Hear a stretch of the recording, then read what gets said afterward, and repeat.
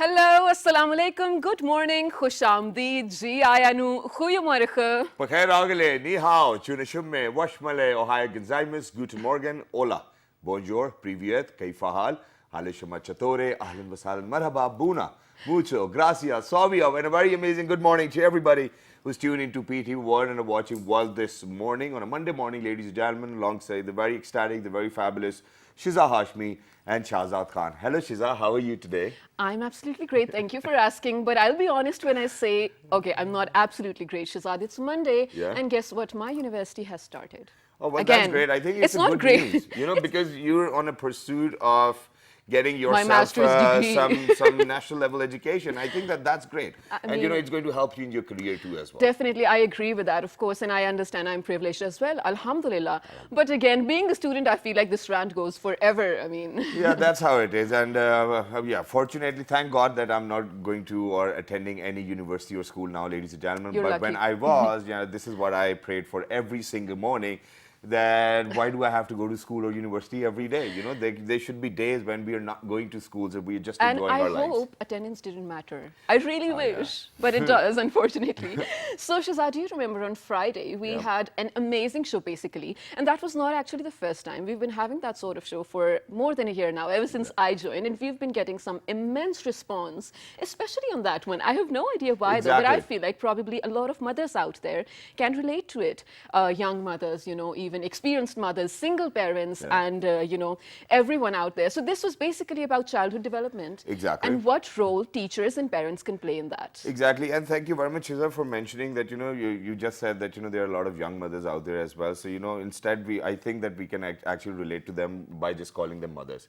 Because we cannot have a disparity amongst young mothers or mothers anyway. Just to clear that, I said that because a lot of my friends are becoming mothers for the first time. They're my age, so I literally am shocked to see that happening for them and happy for them as well. Yeah, so it is definitely for all of you people who are out there as well who actually look forward to, you know, making sure that their kids turn out to be great human beings as well and great people. But then at the same time, ladies and gentlemen, there are a few facts which we definitely want the nation to know, which we want people to know out there as well so that we can do something about it.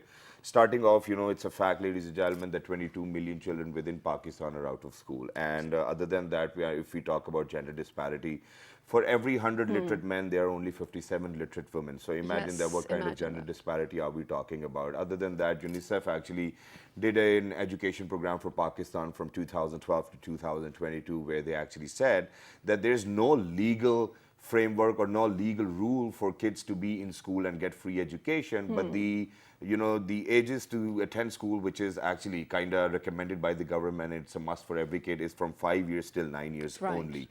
So when we talk about literacy or when we talk about education, I think that we really need to consider that Pakistan has been through quite a lot of rough patches. From year 2000 to 2008, there were quite a lot of bombing attacks onto the schools, and all of those people who were behind these menaces never wanted the Pakistani nation to actually get the kind of education with which they can actually excel in any field which they choose for themselves, or the exposure, as a matter of fact. So I think that we really need to subject to all of these issues, and we've got some apt guests over here in the studios. They're actually going to let us know. Now, how we have categorized is that we have actually got parents who are actually looking after their kids. Then we have single parents as well.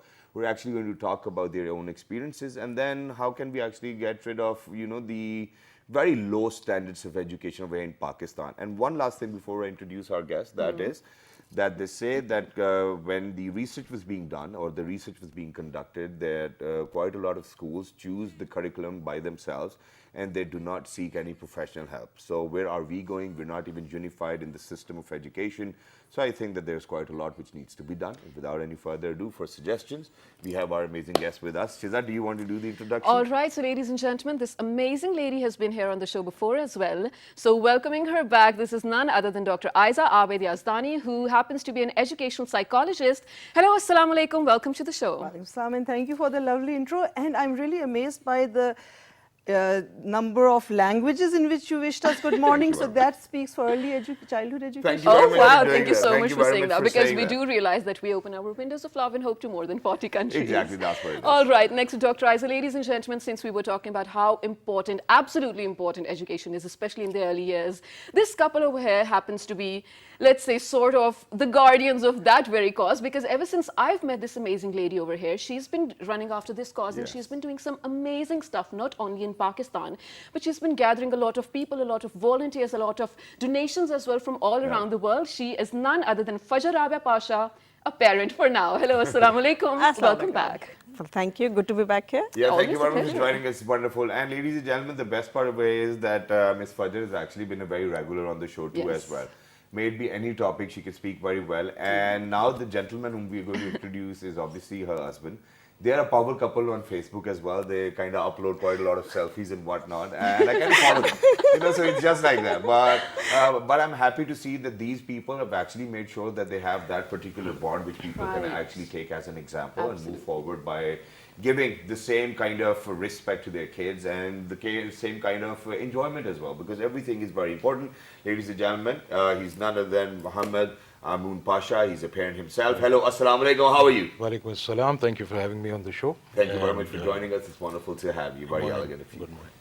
All right, so moving on. Again, this amazing woman happens to be not the first time, this is not the first time for her to be Yes. on the show, but she's been here in different capacities, and mashallah, she's so eloquent to listen to. She is none other than Dr. Tahira, and she is here as a parent today. Let's see how that side of the story goes in her life. Assalamu alaikum, welcome back. Thank you very much. Thank you very much for joining us, and we definitely know that all of you are busy people and you definitely belong from different walks of life. But today we have something to share with all of you and for all of Yes. those people who are out there. So ladies and gentlemen, this is a small report on child development. Go ahead, take a good listen to it, and when you guys will come back, we're going to pose some amazing questions to all of our amazing guests over here. Good morning. Let's do that. Development may be defined as progressive, orderly, and relatively continuing changes over time in a person's physical and neurological structure. Development is almost always occurring under the surface, even when physical changes are not visible. Every child is born with a unique gift. The nature of their gift revealed through their interest, habits, and behaviors, whether they would be team players or solo flyers, traditionalists or innovators, thinkers or doers, is to be decided in early age. This is the age where they will early form an idea of self-learning about the basics of social relationships and develop their reasoning and problem-solving skills and self-expression. Early childhood development is the period in your child's life from conception of 8 years of age and needs your special attention.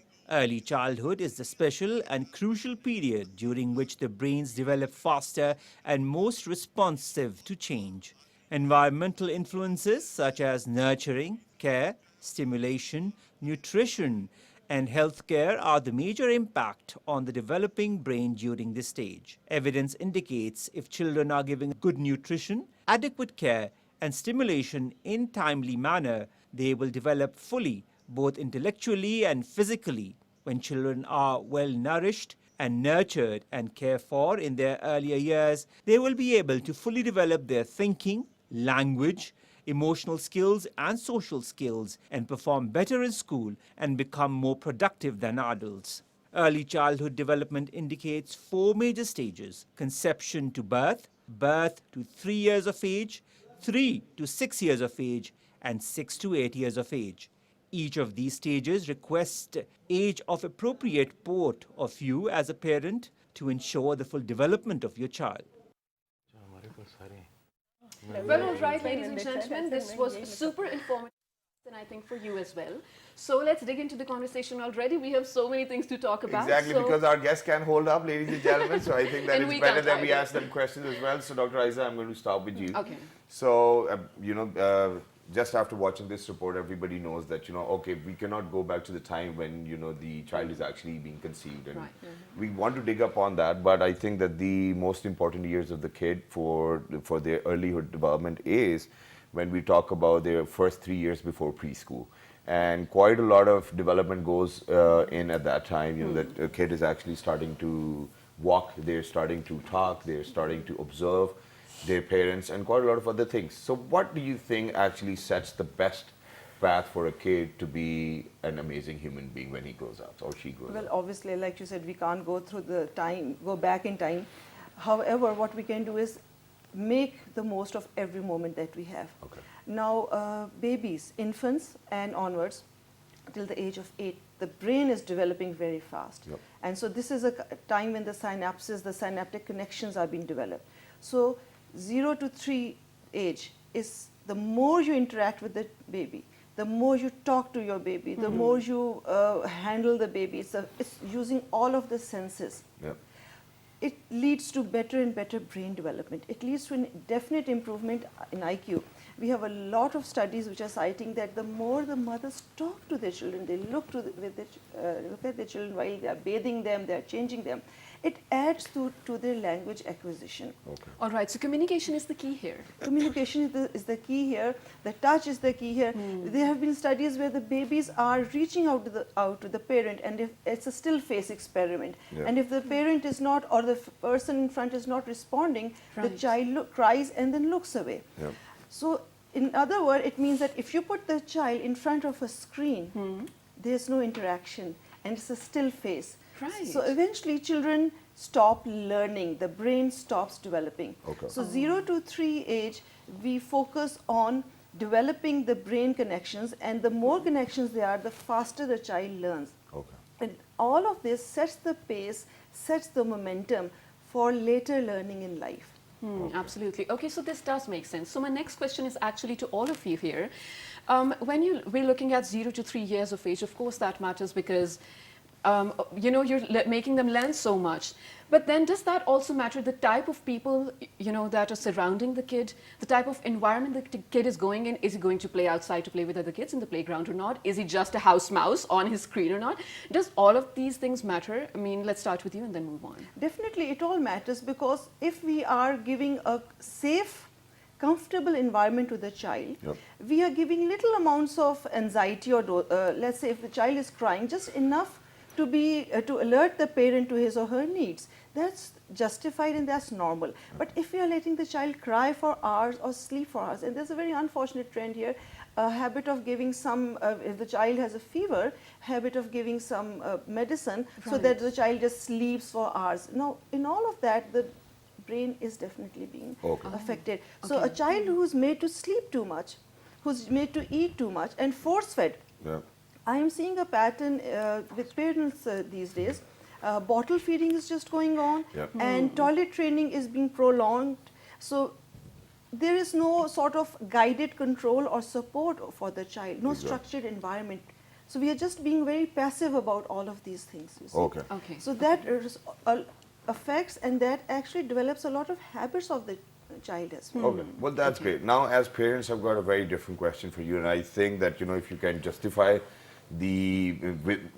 me or the audiences out there with the answer, I think that'll be great. And I know for sure that people do not really think about all of those things. Okay. Now I'm going to give you 4 or 5 things, and you actually have to let me know which things do you prioritize for your kid in the first place. Is it just the education? Is it relationship building?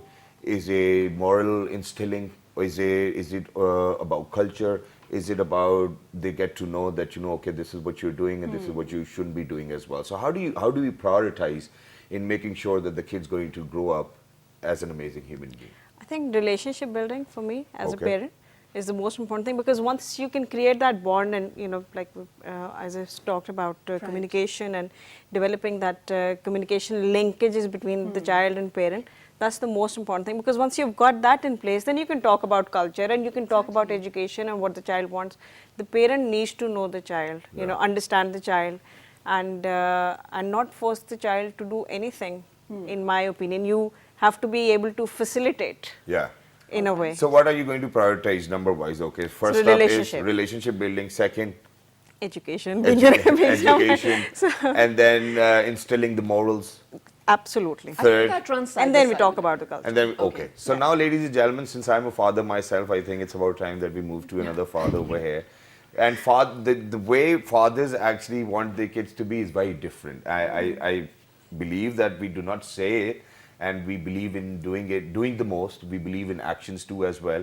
And this is why that we end up fighting with our partners too as well. That, you know, you do this wrong and I do this and whatnot. So it's a constant struggle. So you as a father, how do you want to mentor your kids? I'd say, just coming back to the question that you asked Fajar earlier, that relationship building, I believe then one should always tell their children about their culture and their values. Yeah. This is the most important thing. And education, of course, comes in, but once you need to move that barrier, and you need to let your children know that the culture, your moral values, and all those things are very important. And relationship building, and of course, as for mentoring, we've got a lot of kids. We've got 5 kids, mashallah. So, as you said, a man cannot think like a woman, and a woman can never think like a man. Exactly. Hence, it has to be done in a way where I believe that the harmony amongst parents is the most important thing. Is the most important thing. Harmony amongst parents. And once that harmony is there, then you can mentor your son in a different way. You can mentor your daughters in a different way. Yeah. And as per cultural values, because I am a staunch supporter of cultural values and morals. And hence you mentor with education, you mentor with the way you do things. Yeah. That's, Because they start to observe too as well. absolutely. A son or a daughter would always look up to your parents, and look up to yourself, and then they would go ahead with it. Exactly, that's very nice as well. But ladies and gentlemen, I'm going to disagree over here, and it's because of the fact that yes, Amun Saab actually said that there needs to be harmony amongst parents as well. But over here in Pakistan, while I was growing up, or while a lot of other kids were growing up, we have never ever seen this harmony, being the norm of a household as well. I'm very sorry to say that. We're very unlikely to follow the white pattern as well, where, the husband and wife gets to sit together. Things are changing, no? Kids, we need to talk to you and whatnot. What I have witnessed over in Pakistan is that parents take advantage of who the kid is actually going to be in favor of. And usually most of the times things go wrong because of the fact that the parents really need to be, just to make the other person jealous, they're like, oh, you're my son, you're my daughter, come on, tell your mom that this is right and this is wrong. How do you think that kids take advantage of such a situation? As again, I'd come back to the same point that if there is harmony, then you need to sit down and talk with your partner. And children will always take advantage of this thing, that either they're going to go up to their dad and say that, tell our mom to do this, or they're going to go up to their mom and say that, talk to our dad. That happens to us as well. So It does, I think that happens across the board. That always happens. And one should let their children take advantage of this kind of a situation. But as I said, that harmony and that importance of talking amongst partners for their children, I believe that is very, very important. Very nice. All right, thank you so much for saying that. But moving on to you, Tahira. Well, this is less of a question and more of a parenting tip, let's say. You have, mashallah, beautiful sons, 2 of them. And also you have a lot on your plate in terms of, your profession, your career and whatnot. But somehow you manage to pull it off gracefully, mashallah. Yeah. But you cannot control, or sort of filter the type of people or the environment that they will face outside of your house. Right. So whenever they're faced with something bad or something that leaves an imprint on their mind, something traumatic, let's say, and then they come back to you, how do you cleanse that? I mean, how do you make sure that their mental health and things that make an impact on them are actually the good ones? Right. So the thing is, yes, the kind of children that I'm raising two children from 2 different fathers, and so it becomes a huge challenge, right? So the first child, I'm raising him as a single mother, and he's been without his dad ever since he was a very little child.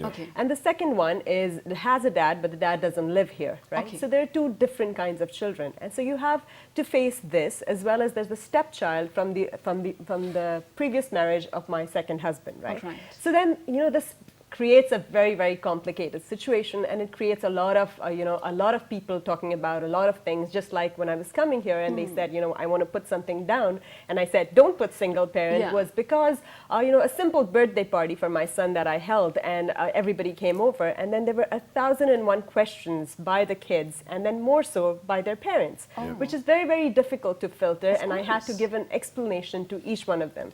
But the solution that I found for this was to explain everything everything as it is, the truth, to my son, and to tell him to feel proud of it. There is nothing to be ashamed of. He has a father and he has a mother, and they couldn't get along, and he's living this life, and it's okay. He has to build his life and tell them that, yes, I respect my parents both individually, but I also respect the fact that I'm living alone with my mother. I recently heard the interview of Adnan Sami Khan's son, and he said the same about his father, and I think we need to inculcate this in our children. So as long as our children are proud of who they are and they know how to love and respect whoever their parent is, regardless of what they do for them, just because they're their parent, I think nobody will ever have the guts, or nobody will ever be able to defame them or put them down or discourage them by saying something bad, saying something like making it sound like a taboo, or maybe making it sound out of place. I tell my son to face them and talk to them, and he does that. And sometimes they're taken by surprise and they're taken aback, but at least it helps him never to feel deprived or weak or less than anybody. In fact, feel more proud that, yes, I come from this background, and I'm happy to say that I'm All right. So that is beautiful, first of all, Tahira. And I beautiful feel like parenting. yes, absolutely. And I think I will have to agree with you that two different or happy families or houses are better than one broken house. I mean, for the kids as well, for the adults as well. But I'm going to link this to my next question with you, Dr. Isaac. When you're talking about how mashallah Tahira is playing such a good role in, in terms of parenting her amazing kids. But there is certainly a role of the teacher outside the house as well, because when you're looking at, let's say, 40 kids in a class, all of them are coming from different backgrounds, right? And some of them are probably coming from happy families and whatnot. Some of them don't even have parents. Some of them have different stories, all of them. How can you, first of all, treat them without any prejudice? Well, and how important is it? It's so important that every single word of the teacher is imprinted on the child's on a child's brain. It's what she's saying to them as a group and what she's saying to me as an individual. Right. So a teacher has to be very careful that she's not being judgmental or she's not being critical or negative. If a teacher has a tendency of commenting on the appearance in front of everybody or passing remarks about the kind of work or whatever the child is doing, others are snickering, they are watching, they are hearing, and while it does get the class maybe in control for a few minutes, but actually it gives a whole lot of psychological structure to the classroom in terms of top dog, underdog, who's in control and who to bully. So after, and there is a rise in bullying in schools. Yes. And not just in schools, generally I think there is a rise in bullying. And previously, maybe because it wasn't noted or it wasn't coming up, but now the rise is actually coming across in all stages of life. Absolutely. So you are being bullied in your homes, in your universities, in your workplace. It's very normal for us to criticize, and it's called body shaming. It's just shaming, and it's just criticizing. So a teacher actually sets the role in the, let's say, the society or in the cultural environment, what to say and what not to say. Exactly. So the classroom is a safe place.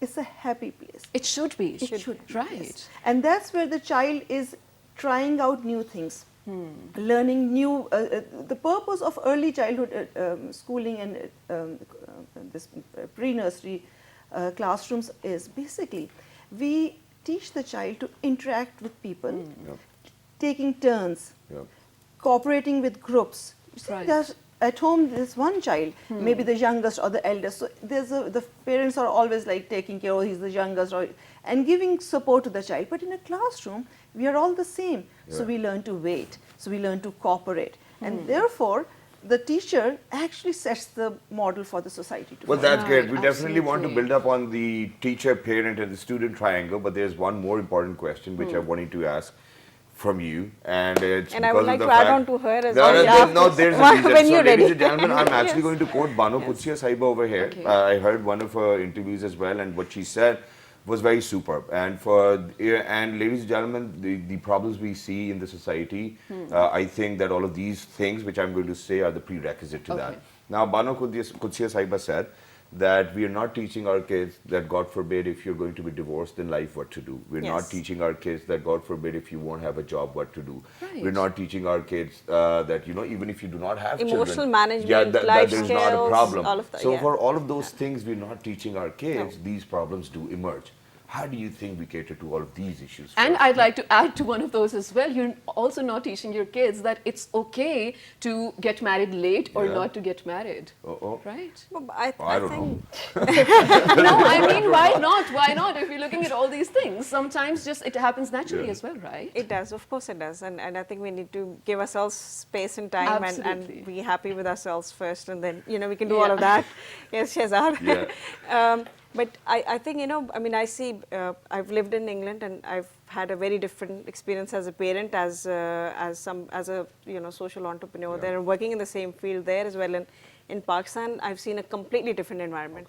So that has had an impact on my children as well, because coming from, schooling and education sets the certain direction of a child. And I think, in Pakistan, we see so much social issues right now, too many social issues.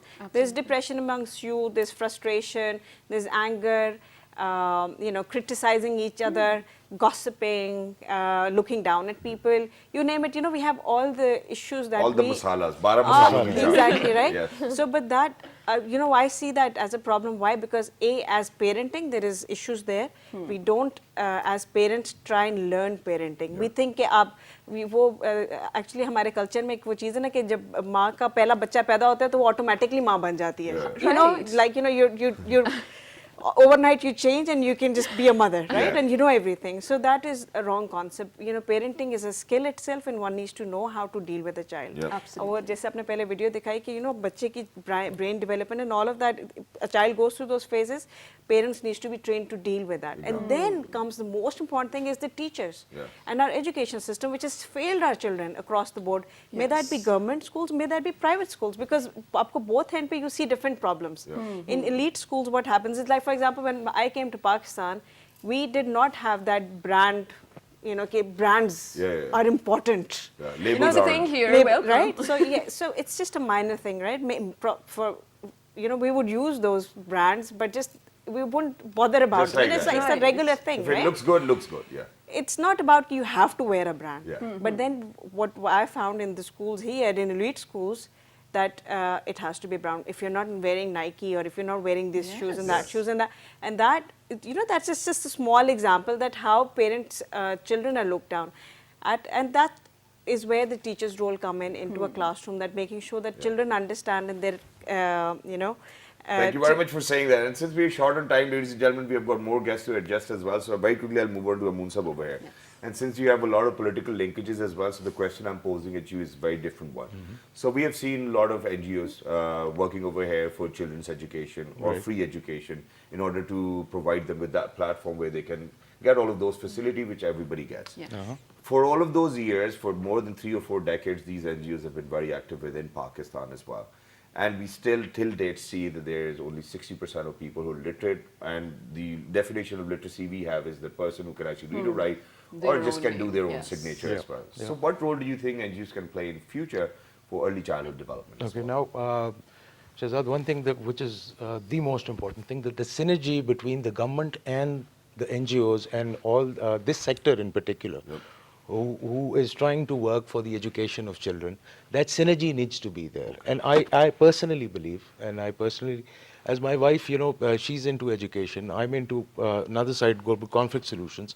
So I believe that this government is really trying to make an effort to bring that synergy on board with the NGOs, with different trusts, with people abroad, to enhance and work on education in particular, and work on education, because when you're looking at things from the inside out, you can always imagine and see that how things have been going in the past and how things are going right now. So I personally believe that is the most important thing, the synergy between the government and all these different organizations. All right, so you to feel work like this ahead. was lacking earlier, but now I you believe have... it was lacking earlier, absolutely. But I think there's a lot of effort that is being put in right now Oh, that's for this great. solution to come. But thank you very much for saying that, Dr. Taira. After the break, we'll definitely come back to you too as well. But ladies and gentlemen, with that, we actually have to take a short break because we have to say bye-byes to Miss Rabia over here, Fajr Rabia Pasha as well, and her husband. But you guys did a great job. Yes, and thank you so much for gave being some here. good pieces of advice as well. So don't go anywhere, because when you guys will come back, we'll once again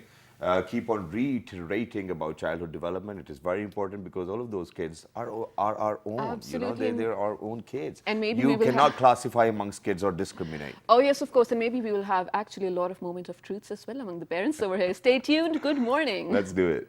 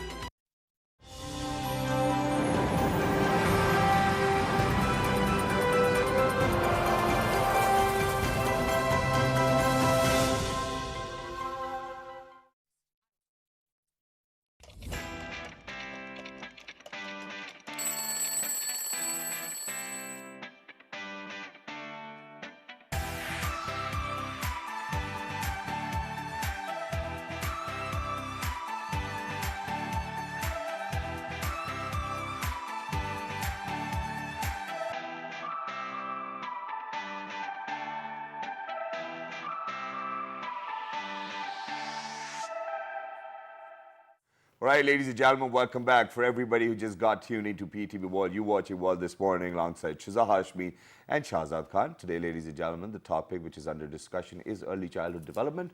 Earlier, we were in conversation with parents and psychologists over here, but now we've been joined by a few educationists over here in the studios. And without any further delay, Shiza will actually do the introduction. Let's do it. So we've basically replaced two of our guests and replaced them with even more amazing ones. This one happens to be an educationist. She's none other than Fariha Faisal. Assalamu alaikum. Welcome to the show. How are you? I'm absolutely great. Thank you for coming early in the morning.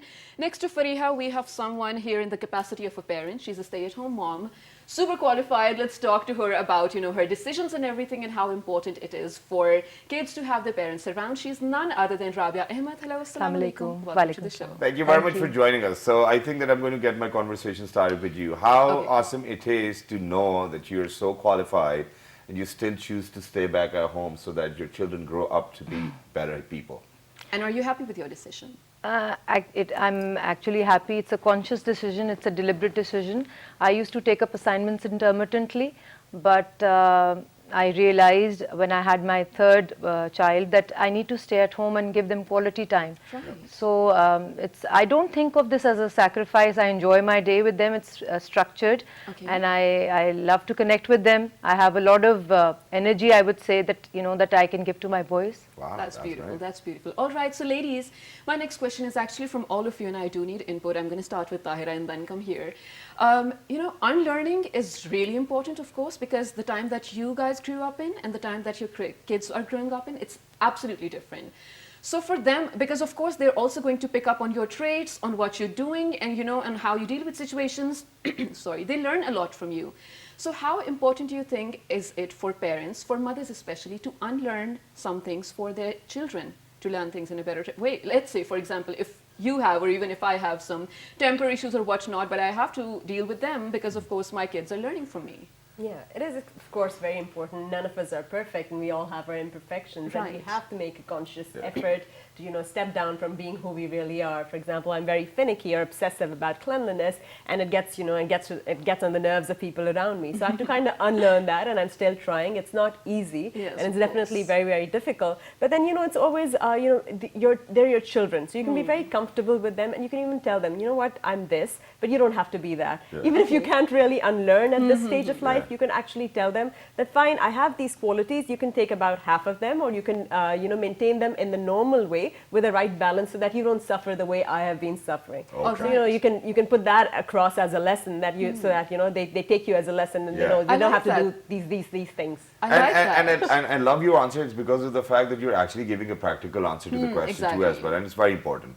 But Ms. Faria, I'll move on to you. Where before heading towards the break, I said that there's this love triangle in between a kid, a parent, and a teacher. Yes. And I think that when parents kind of put their leg into the matters of the school or to the teachers, they kind of ruin the relationship in between the kid and the teacher themselves. And yeah, you are the one who should be blamed for that. So how would you recommend that parents can actually be super cool with teachers and then kids so that the triangle keeps on working? We deal with different kind of parents here. हमारे पास हर तरह की background से लोग आते हैं. Yeah. Parenting is not easy. Yeah. और it is very very challenging. हम जिस तरह से deal करते हैं, हम बच्चों को deal कर रहे हैं, और we are looking into so many matters. सबसे ज़्यादा हम problem जिसमें face करते हैं, that is counseling them. Yeah. हमारे पास they come from I'm very different. sorry, but I'll have to kind of remind you that we use the medium of English language. Okay, so okay. yeah, thank you very much. They are coming from different backgrounds. हमें सबसे ज़्यादा problem we feel के we need to counsel them. Yeah. We need to tell them that these kids, they are moving towards different time zone. We are preparing them from that generation, which is coming, जिसकी jobs, जिसकी जो अभी तक we have not Upbringing, developed. yes. Yeah. Okay. We are not prepared for them. These bachas, these children, they are not prepared for those jobs जो अभी तक हमारी community में आई ही नहीं. All right. Okay. Yeah. Okay. So I would really like to switch into Urdu and English both, because many parents are watching us. जो हमारे पास they come and they tell us that we do not understand English. No, that's great. So- that's great. But we've got a separate. I channel am for that. definitely Yeah, going yeah. to switch between Okay, Urdu you and can be English both, bilingual, because go on.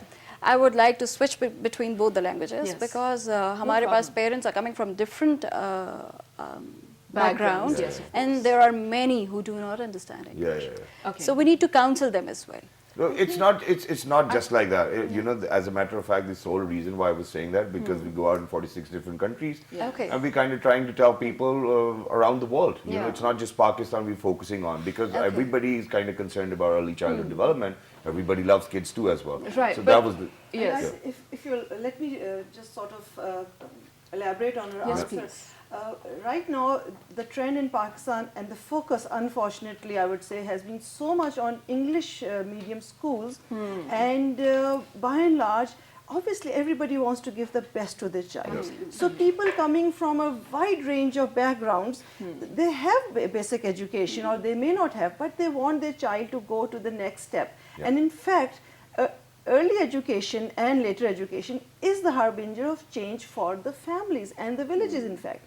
So now when the parents are putting their children in schools, which are, like she said, it's a whole new world, it's a new technology, and the parents are not able to cope or keep up with those changes, and therefore the child comes back after 6 hours to that environment, and the parents can't sort of support him. And this is where the parents need to, I think they really need to listen to the school and the teachers and to cooperate with them. Unfortunately, I have come across so many parents who are having tussles with the schools, and the schools having tussles. Just like that. And it's such an unfortunate, it's such a sad thing, because you know who the sufferer is? The kid, child. Expectations are very, very high these days. Yes, absolutely. They are paying heavy amounts to the schools, and then they expect school has to pay off the amount. Right. No, I understand that, but I will sort of disagree with that as well. But since, you know, in the break we were speaking about how important it is, all of you, mashallah, are educated ones, and you are, mashallah, you have a different approach to raising your kids. But do you feel like it is absolutely important for a kid to have an educated mother in order to have a better life? I disagree with it in a way, because, you know, our grandmothers, our nania, our dadiya, they weren't that educated as mothers are now. But our parents turned out fine. I mean, yes, Tahir, let's I'd start like to with you. say that there's a huge difference between education and literacy, right? Oh, yes, of So course. education encompasses being relationship building, it encompasses culture, values, and everything, right? So it is important for a mother to be educated in terms of she doesn't have to be literate or have gone to school, or, you know, she doesn't have to have a degree, but she has to have this understanding of society, of morals, of values, of culture, of everything, right? So a woman who is a woman of substance, who is raised with that class and caliber, will always impart very good education to her children. She doesn't have to necessarily be literate. So we need to get this straight, even impart this to our children, that education is more important, and it does not involve only reading and arithmetic. Exactly. It involves all of this. And that is why our nani and dadis were able to impart that to us, and that is how that generation was in fact far better than our generation. They were far better in their etiquettes, in their manners, in their understanding, and in their relationships. Because they had given them time, quality, and what it really takes to be a good human being. Thank you very much for saying that. Now the next question is actually for Ms. Faria and Ms. Rabi over here, since you happen to be in education yourself. United Nations International Children Education Fund, UNICEF, actually states that quite a lot of schools are actually not focusing on imparting education to kids. Rather, they're actually focusing on kids displaying what they have learned in front of their parents. And I think that it's an issue which the schools really need to address. What would you say I in believe defense? war of social media, that's a basic thing that's bothering us these days. Everything has to go on social media, everything has to go on Facebook, people are watching us. That's a certain kind of pressure we are facing these days. Parents are expecting us to post each and everything on social media. We are doing certain kind of activities in the morning, and they are expecting us to send those pictures to them in the afternoon. That's the kind of pressure we are facing. And we are counseling them that this is not important.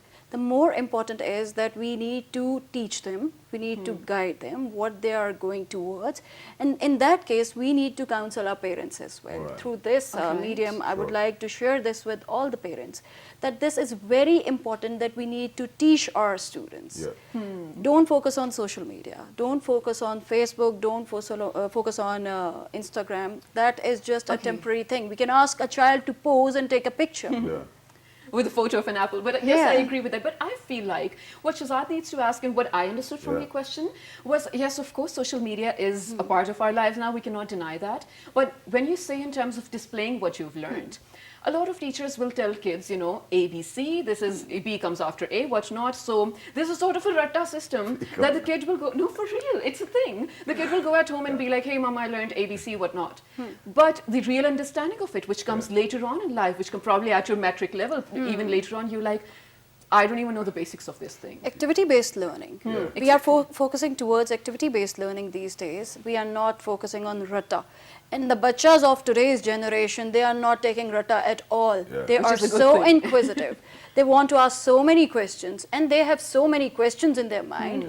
They are very, very inquisitive. They do not go for the ratta system at all. And ladies and gentlemen, I'm very sorry that it's a fact that generally a 5-year or a 4-year child actually asks 300 questions on a daily basis as well. Wow. And I think it becomes a little difficult for the teachers and parents to answer all of those questions. But very quickly, since we're running short of time, so ma'am, I'm going to move on to you, and I want you to sum it up. How would you want the early childhood education to be? How do you want the early childhood development to be? And I'm talking in terms of that it turns out to be fruitful for every kid out there. Please go ahead, talk to the people. All right. Look so, at this camera. Yeah. I'll be talking as a parent. Basically, the 21st century skills, basically, they encompass a lot of areas. And one of the most important area is collaboration. That the children should be, they should be able to foster relationships. They should be able to build on relationships. They should be able to work together. They should be able to coexist peacefully. So basically, as a parent, what we can do at home is that, inculcate a sense of trust, empathy, bond with the kids. I just cannot emphasize on this more, because as a parent, we are really bogged down with worksheets and getting things done and running from one activity to another. So a lot of unconditional love, a display of bond and connection, and giving them a lot of unstructured play. Exactly. I think that is going to help them foster all these skills. Collaboration is very important, and there's a dearth of tolerance. So if people are able to work together, and if we are able to inculcate that sense of existing peacefully, right? So I think that'd be great. That would be great. That's a beautiful sum up, though. I feel like The bond we all can between agree on that. parents, school, and the child is very, very important. It is indeed. But thank you very much, ladies, for joining us. It was wonderful to be in conversation with you, and that too, while we were talking about where we want our kids to be amazing human beings, ladies and gentlemen, and everybody wants their kids to be successful. And I think that we are actually setting the right path as well. Absolutely. And I love having such conversations because, Shahzad, although we're always short on time, we cannot cover, everything, but you learn so much, you get so much out of it that one person or another definitely is going to take something away from this show. So if you did, write us on a Facebook page with the name of World This Morning. On Twitter. World This Morning without G. Daily Motion on YouTube. On YouTube, ladies and gentlemen, it's PTV World, and then you can look for our show, which is World This Morning. Absolutely. And the we're repeat's also going on to be Instagram. we are on Instagram, World_This Morning. And the repeat's going to be at 5:11 p.m. tonight. Till the next time, 1, 2, 3, good morning. educated morning. Oh, all right? educated Bye. morning.